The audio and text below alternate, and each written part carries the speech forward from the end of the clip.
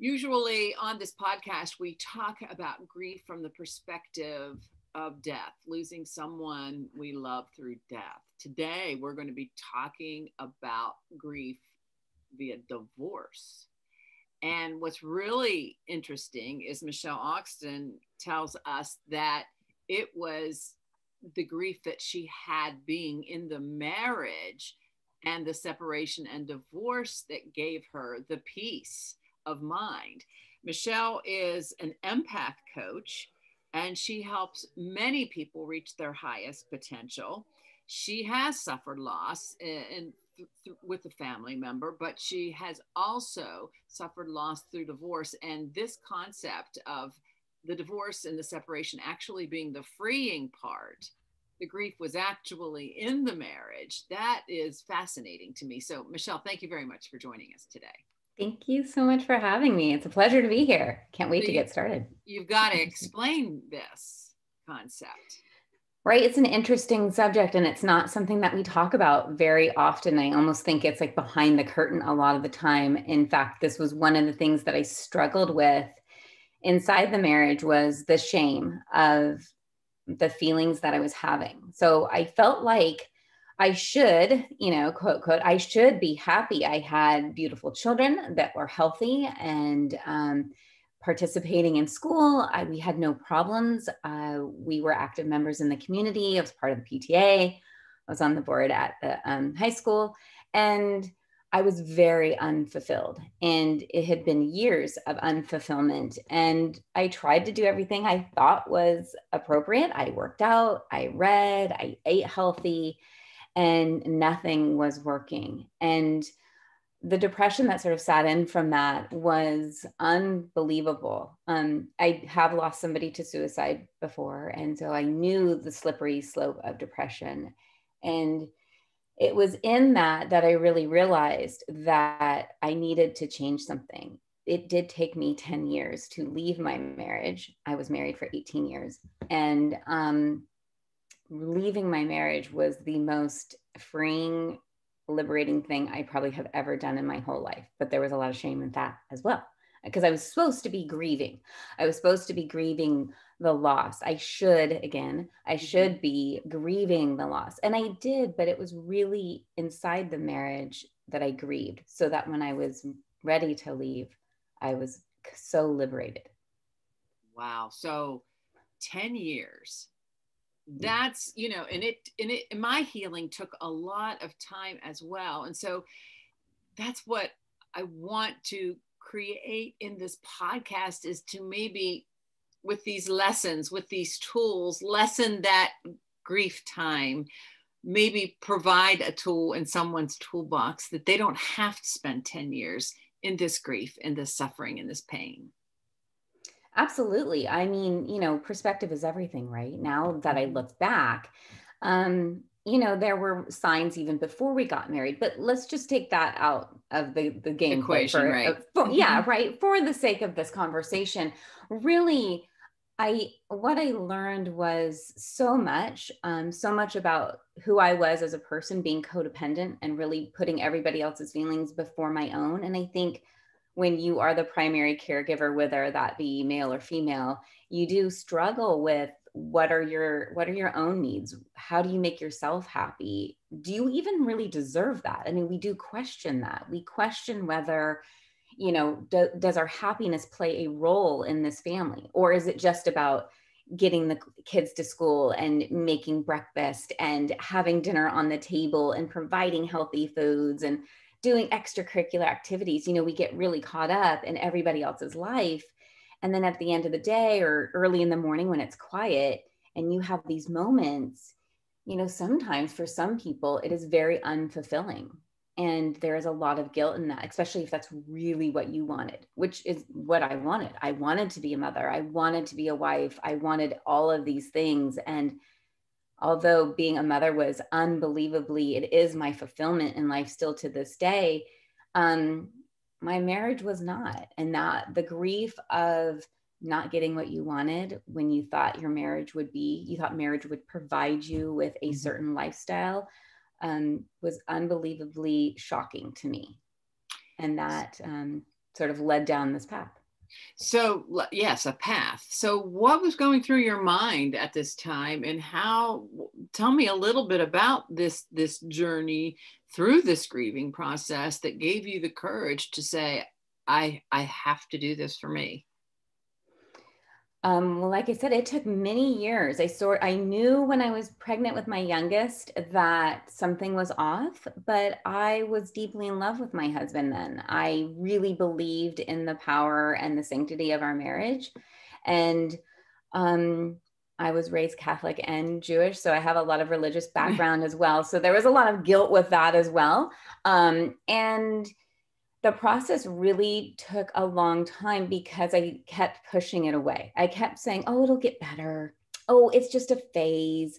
You know, I kept making excuses. I would try to talk and have conversations, and that just really didn't work at all. And so I was left to really process on my own. And it wasn't, in all honesty, it wasn't until I really thought, would my family be better off if I wasn't here? I did have these thoughts of, maybe that's the best thing. Maybe me at this point being so depressed and just not fulfilled, I'm making everybody miserable. I was making my then husband miserable. I was not happy. I knew my kids, I was good about hiding it from my kids, but I wasn't the mom I think I could have been, or the mom that I am now. Mm-hmm. And it really wasn't until I thought that I really only thought it for about a minute to like 30 seconds to a minute.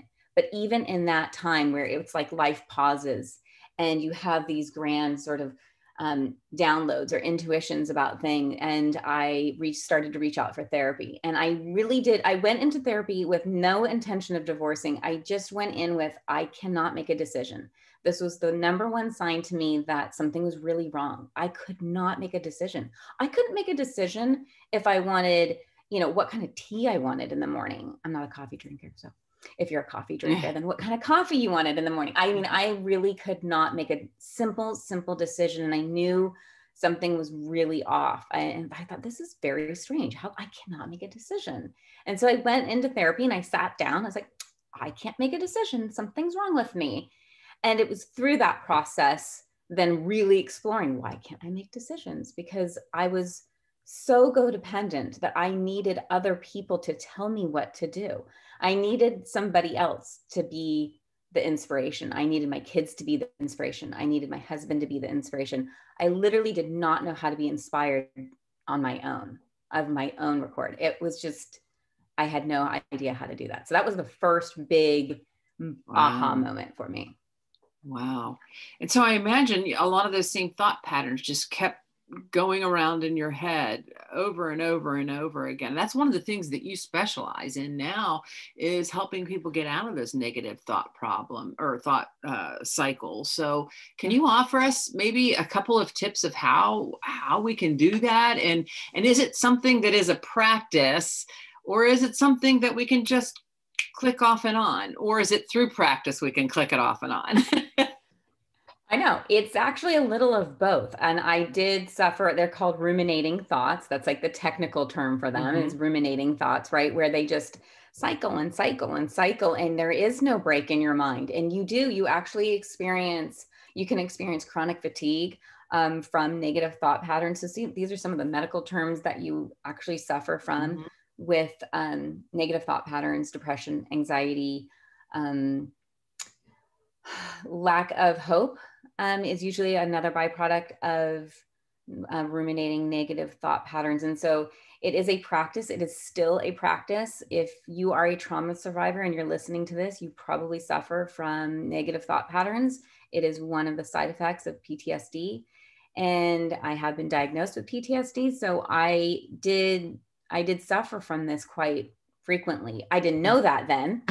Right. But now I do. And so some of the things that I do that really help me are very cliche, and you will hear some of them, which is meditation. I do practice meditation every day. It completely centers me. It keeps me grounded, and it helps me not push back. That's not the right word.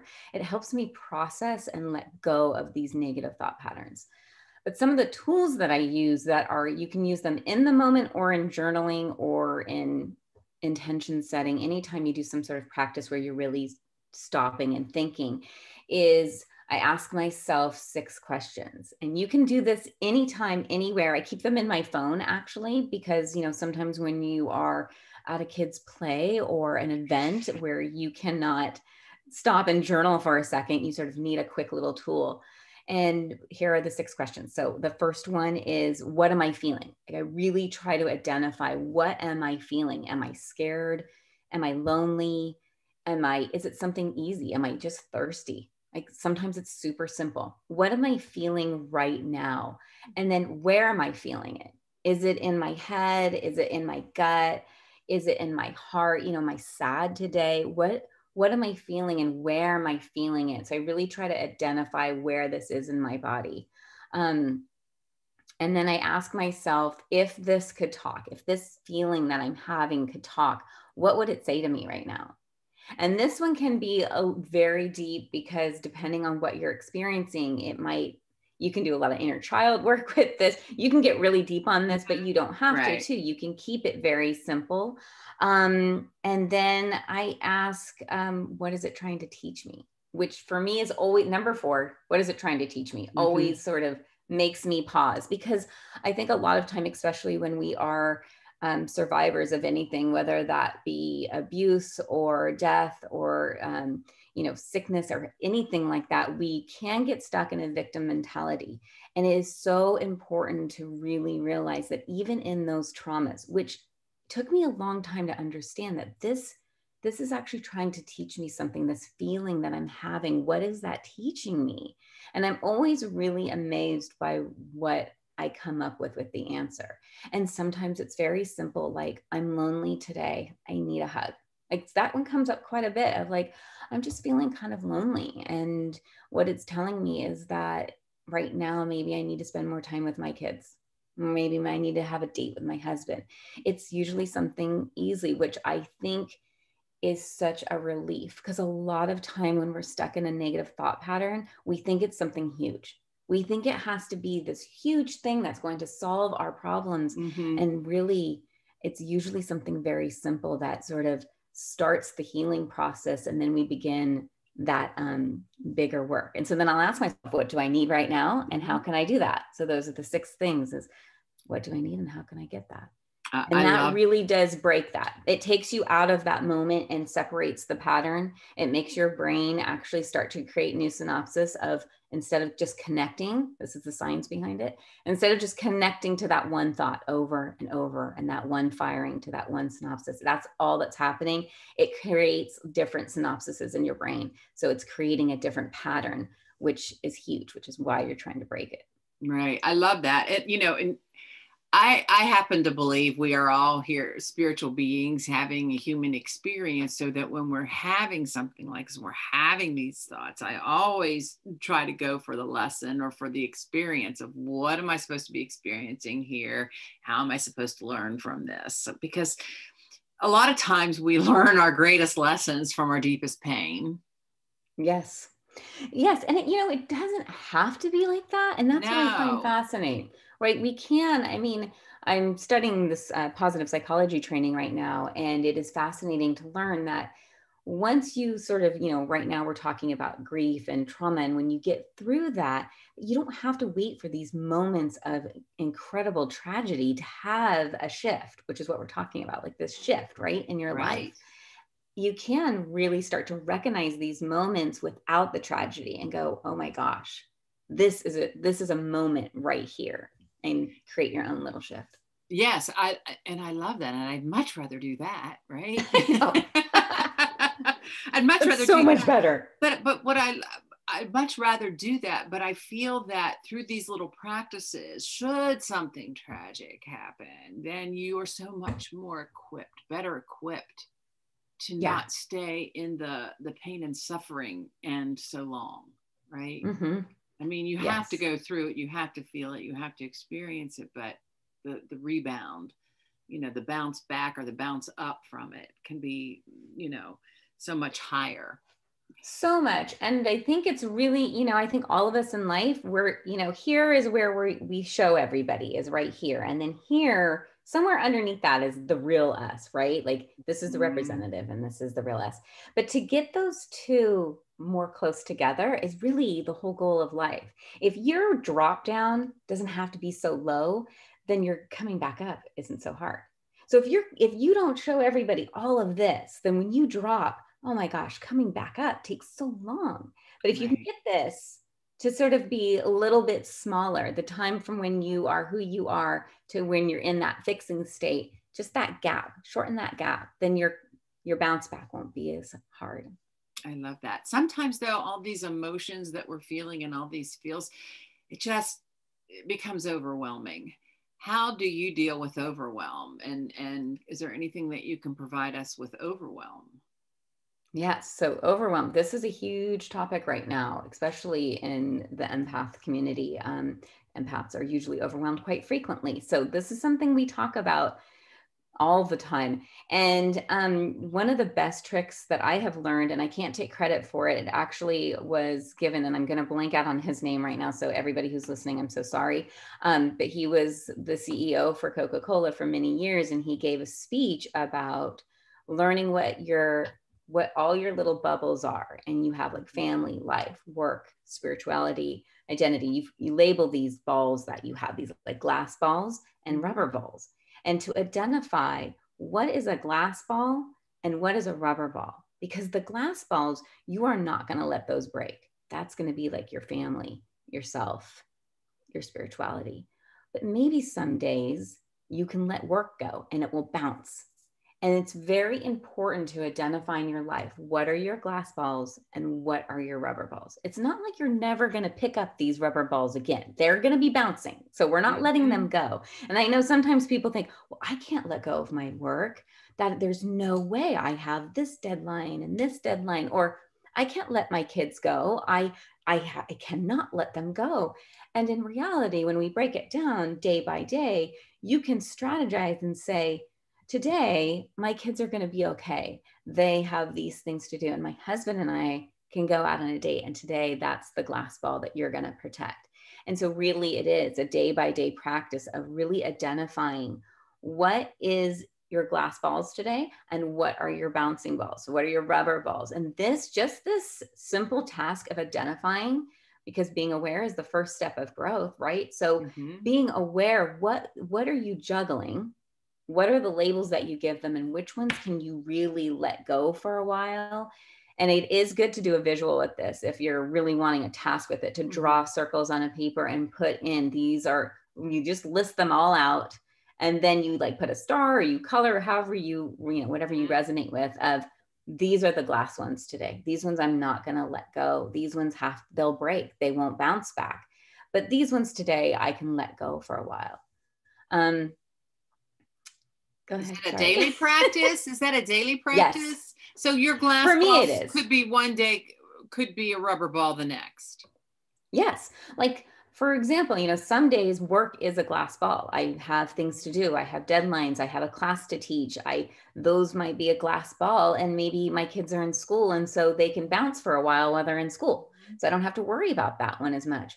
But I do arrange my schedule so that when they're out of school, then they become the glass ball. So for me at 3:00, I switch and the rubber ball becomes work and the glass ball becomes my children, because I've always arranged my schedule so I can be with my kids. I'm fortunate enough to have a career where I can do that. And so for me, it switches actually in the middle of the day. For some people, it might not be like that. Maybe it's a little different. And then there's a time at night when my husband becomes the glass ball, and he's very important, and spending quality time with him and being with him is the glass ball. So for me, it's a visual. Yes. I love that it's a visual, but I love that you are the person responsible for choosing your glass balls, not having other people determine what your glass balls are. Yes. I think. And it does take practice. Yeah. In the beginning, you will have you might write down everything. You might have 50 balls on your paper. You think, oh my gosh, everything is glass. And it does take a while to really learn. It is okay to let these bounce. And in the beginning, I thought, oh, I can't let that go. I cannot let that go. But the thought and the visual of it bouncing was able to help me let it just sort of bounce, like let it just bounce for a while, and then I'll pick it up the next day. Yeah. I was just thinking, I just had a thought that crossed my mind as you were talking, is that, this pandemic, honestly, you said one time we had 50 balls, but it's really, I think that a lot of our balls have been reduced. We don't have as many because, this pandemic has made it so. And it might even have made it easier to determine what are your glass and your rubber balls too. I don't know. Absolutely. I mean, I think for everybody, well, for most people, everything shifted this year of what was a priority and what was not. And it became a little bit more clear to see that there were some things that we were making priorities that maybe weren't priorities at all. And so it did. The amount of circles became smaller on the paper, and it became a little easier to say, these are the things that are really a priority right now. And that does help with being overwhelmed because you can prioritize. I do have a few other tricks. You want me to keep going? Sure. Yeah, I would love it. Okay. Yeah. Here's another one. This one is super easy and people love this one. It's called time blocking. Okay. And it's where you write down all your things on your paper that you have, your to-do list, and then you assign an amount of time to them. So you will have all of your things listed, and then you give each of them a time. And sometimes it's 5 minutes. I always say include yourself in there, even if it is 5 minutes of reading a book in the pantry, or 5 minutes like taking a shower. Like, make sure yourself is on this list, because a lot of times we leave ourselves out, and then at the end of the day we're feeling that overwhelmed, and we do feel like we don't know how to take care of ourselves. So it is about saying, okay, I can't do everything, but I'm going to choose these things here. I'm going to circle these things that are more of a priority today, and I'm going to spend, like I do this with one client, 10 minutes cleaning the coffee table. Like the coffee table just completely overwhelms her. She's like, nope, I can't do the coffee table, but I can do the coffee table for 5 minutes. So sometimes when we break it down into these small, little tiny steps, I always say, make it a step that you would be embarrassed to tell people you didn't do. Like if it's 1 minute, if all you can do is 1 minute, like, oh, I'd be so embarrassed to tell people I didn't do 1 minute. Yeah. Then you do 1 minute of something. And so for some people who like to be more of a list and a task organizer, then time blocking is really good, where you can just assign a certain amount of time to that. And that every day chipping away gives you that feeling. And on that list, the second step of this is to start with the 2 things that are 80% of your to-do list. So start with those 2, because the sooner you get those off, you will have so much more time. Right. And time for things that you enjoy, perhaps. So that's wonderful.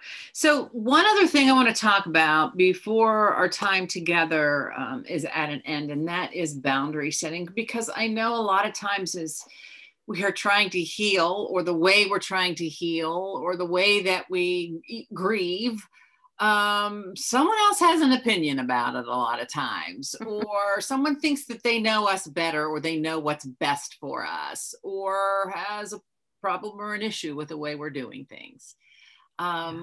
So boundary setting is really key to healing and stepping back into your joy again, is it not? Absolutely. I mean, really, boundary setting is being able to create space so that you can have some peace. And very often when we are in grief, we have very little peace as it is. We probably don't know what peace feels like for a very long time. It takes us a long time to find that peace.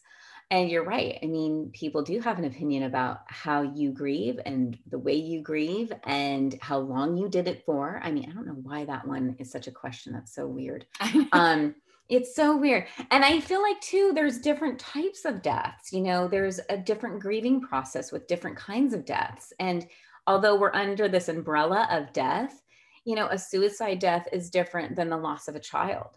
And maybe it's a child from suicide. I mean, there are different types of grief, maybe a surprised, a prolonged. There's different, there's a different feeling. I think, if I'm just speaking about my own personal experiences, I know when my grandmother passed, there was a long process to her death. Right. And there was some relief in that. And there's guilt with that. And so maybe you have guilt first. instead of grieving. And people don't understand that. And setting boundaries, I think, is so important because it does really allow you to say, to have one, to take back some control of your life because you feel like things are so out of control and you had no control, you had no say of an outcome. You know, I think that is one of the hardest things about death is, you know, you have to learn how to be okay with an outcome that you would not have chosen. This was not something you would choose. And how do you get to a place where you're okay with that? It almost sounds disrespectful when you say it, but there is this process of being able to say, this does not serve me right now. And that's the number one question I say to people when we're learning how to set boundaries is ask yourself, does this serve me right now? Right now, because a lot of the times it's a text, it's a phone call, it's an email. And if the answer is no, then you create that space. You buy yourself some time. Part of knowing what your boundaries are, though, is knowing what your triggers are. So if you know you are triggered by text messages that are coming in, how are you today, what happened, depending on what stage of grief you're in, you know, if you're in the beginning, there's a lot of, are you okay, what happened? Or you're in a different phase and maybe it's quiet. Sometimes there's that quiet period after the whole, you know, funeral and the excitement of death has toned down. And then there's this loneliness that sets in. And how do you deal with that? So knowing what your triggers are, you know, if people really ask you too much, learning to have a saying for yourself that says, you know, I'm not comfortable talking about that yet, or what resonates with you. You know, I appreciate your concern. I'm still just, you know, in the phase where I'm not ready yet, or, you know, having something that resonates for you so that you buy yourself these times. So the first thing of setting boundaries is to really know what your triggers are. And that is really being aware. And sometimes when you're in grief, being aware is very challenging.